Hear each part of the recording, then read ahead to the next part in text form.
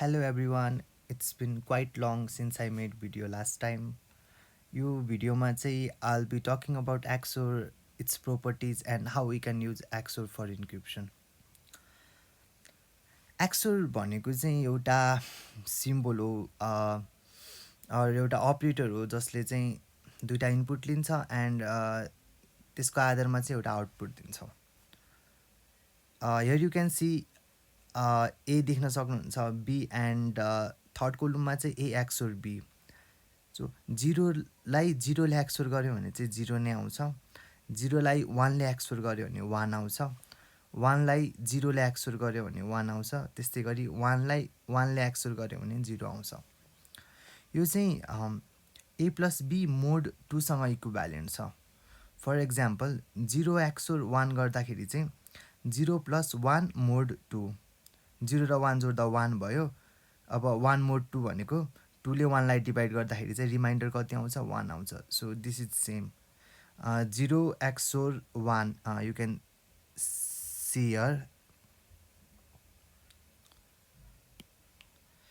And zero XOR zero त्यस्तै गरी zero आएको छ यही मेथडबाट ए प्लस बी मोड 2बाट. वान एक्सोर जिरो भनेको त्यस्तै गरी one and finally one XOR one भनेको चाहिँ जिरो आएको छ. नाउ एक्जाम्पल हेरौँ एउटा. सो ए र बीलाई एक्सोर गर्दाखेरि के आउँछ यसमा चाहिँ ए र बी भनेको चाहिँ स्ट्रिङ अथवा अल्फाबेट हो है. हामीले ए र बीलाई चाहिँ पहिला चाहिँ आस्की उता नम्बरमा कन्भर्ट गर्नुपर्ने हुन्छ. सो ए भनेको चाहिँ 65 हो आस्कीमा एन्ड बी भनेको चाहिँ 66 हो. त्यस्तै गरी सी भनेको 67, क्यापिटल डी भनेको 68, त्यस्तै गर्दै गर्दै बढ्दै जान्छ.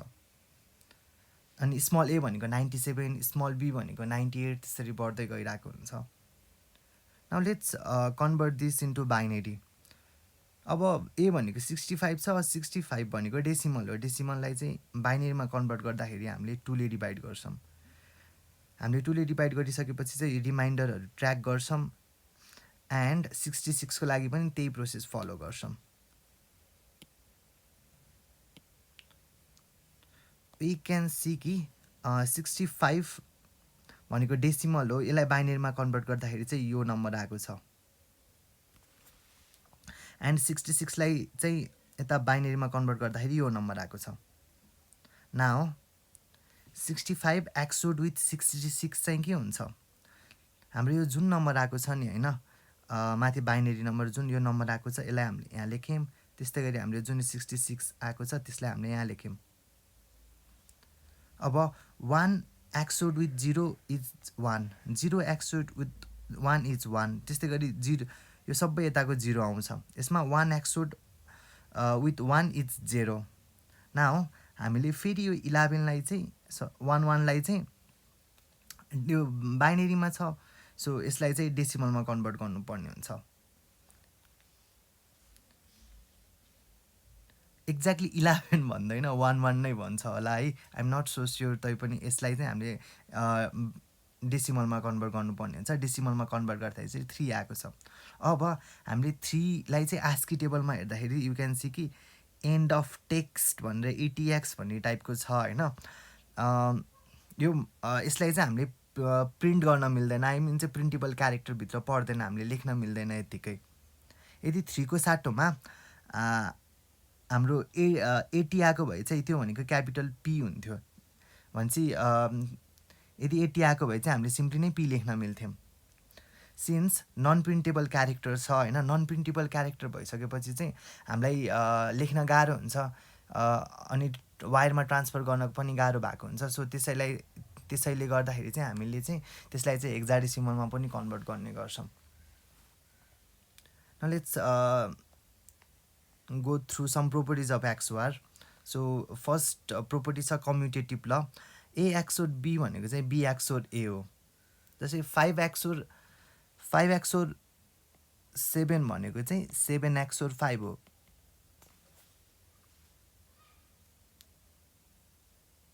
Okay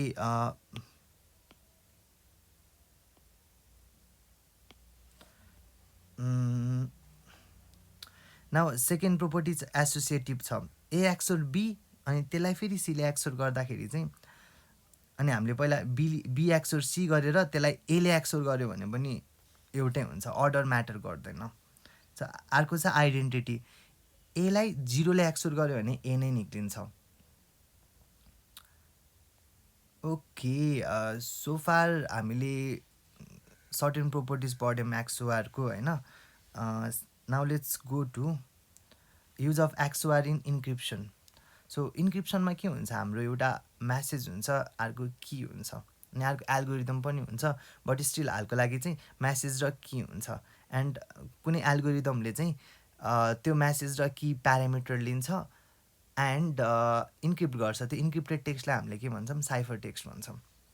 now let's try to encrypt this string Cryptogen Nepal with key X. Key भनेको चाहिँ एक्स छ, स्ट्रिङ चाहिँ हाम्रो क्रिप्टोजेन नेपाल छ। नाउ क्रिप्टोजेन नेपाल भनेर चाहिँ यु क्यान सी हियर, यसलाई चाहिँ हामीले चाहिँ यो कीले चाहिँ इन्क्रिप्ट गर्छौँ। ओके, यसलाई हामीले चाहिँ यो x x x x x यिनीहरूले चाहिँ इन्क्रिप्ट गर्छौँ, अनि स्ट्रिङ चाहिँ यो क्रिप्टोजेन नेपाल नै छ। सो हामीले एललाई यो एक्सले चाहिँ एक्सोर गर्दाखेरि चाहिँ डेसिमलमा 52 आउँछ, एलाई एक्सले एक्सोर गर्दाखेरि चाहिँ डेसिमलमा 57 आउँछ। लाइकवाइज सीलाई एक्सले इन्क्रिप्ट गर्दाखेरि चाहिँ डेसिमलमा हाम्रो के आउँछ, 27 आउँछ। यहाँ कतिपय क्यारेक्टर्सहरू चाहिँ नन प्रिन्टेबल क्यारेक्टर छ होइन। सो यस्तो रिजल्ट आइरहेको छ, यु क्यान सी हियर। अब यसलाई चाहिँ डाइरेक्टली नै अघि मैले भने जसरी चाहिँ ट्रान्सफर गर्न गाह्रो हुन्छ, बुझ्न गाह्रो हुन्छ। सो हामीले के गर्छौँ भन्दाखेरि चाहिँ बेसिकल्ली चाहिँ यो जुन साइफर टेक्स्ट आएको छ, साइफर टेक्स्टमा चाहिँ साइफर टेक्स्टलाई चाहिँ हामीले हेक्साडेसिमलमा कन्भर्ट गर्छौँ। अब यसलाई नै डिक्रिप्ट गर्दाखेरि चाहिँ प्रोसेस के हुन्छ, यो जुन साइफर टेक्स्ट छ, यो साइफर टेक्स्टलाई चाहिँ हामी यहाँ राख्छौँ, एन्ड देन हाम्रो की त यो एक्स सबै एक्स एक्स एक्स छ की चाहिँ। अब हामीले के गर्छौँ, फेरि यसलाई चाहिँ एक्सोर गर्छौँ। एक्सोर गर्दाखेरि चाहिँ हाम्रो ओरिजिनल टेक्स्ट आउँछ। यसले चाहिँ कुन प्रोपर्टी फलो गर्यो भन्दाखेरि हामीले ए एक्सोर बी गर्दाखेरि चाहिँ सपोज सी आएको छ भने चाहिँ त्यस्तै गरी यो बी भनेको चाहिँ की हो अरे होइन, अनि सी भनेको चाहिँ साइफर टेक्स्ट हो अरे भने चाहिँ एलाई चाहिँ हामीले सीले एक्सोर गर्यो भने चाहिँ बी आउँछ।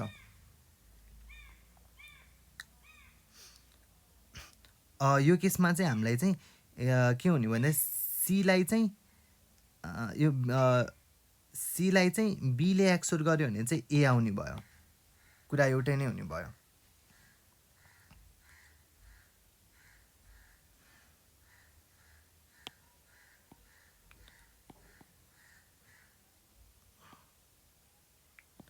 Okay, let's go up. अब यहाँ के छ, सेन्डर छ एउटा, अर्को रिसिभर छ। अब सेन्डरले रिसिभरलाई चाहिँ यो साइफर टेक्स्ट पठाउँछ। यो साइफर टेक्स्ट पठाउनुभन्दा पहिला चाहिँ हामीले कीको ट्रान्सफर गर्नुपर्ने हुन्छ। की ट्रान्सफरमा चाहिँ हल्का लफडा छ यो केसमा चाहिँ होइन, की डिस्ट्रिब्युसन गर्दाखेरि चाहिँ वन्स ल की पठाइसकेपछि चाहिँ रिसिभरले के गर्छ, यो जुन यो साइफर टेक्स्ट आएको छ, साइफर टेक्स्टलाई चाहिँ त्यो कीले चाहिँ डिक्रिप्ट गर्छ। डिक्रिप्ट गरिसकेपछि ओरिजिनल टेक्स्ट आउँछ अथवा प्लेन टेक्स्ट आउँछ।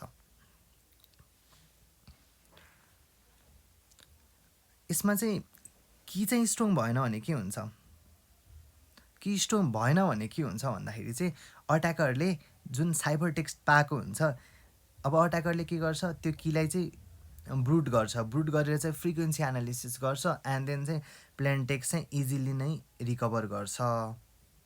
Will not go through this attack right now, future भिडियोमा चाहिँ I will try to go through this attacks.